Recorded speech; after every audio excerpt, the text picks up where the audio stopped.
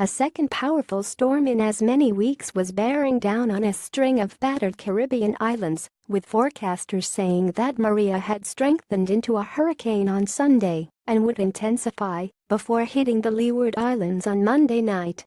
Maria was about 275 miles 445 kilometers east-southeast of the Leeward Island of Dominica with maximum sustained winds of 75 miles per hour 120 kph per hour at 5 p.m. Eastern Time 2100 GMT, the U.S. National Hurricane Center said.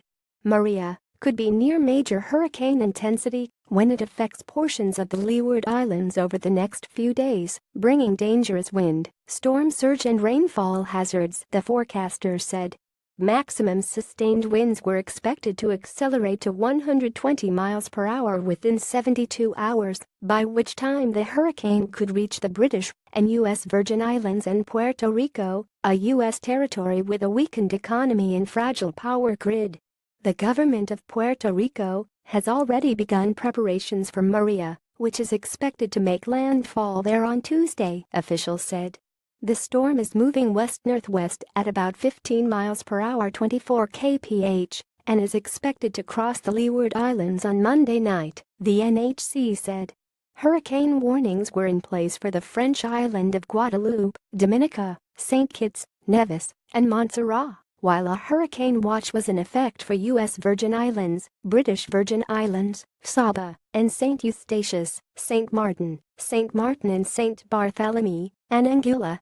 A tropical storm warning was in effect for Antigua and Barbuda, St. Lucia and Martinique. Maria is approaching the eastern Caribbean less than 2 weeks after Irma hammered the region before overrunning Florida.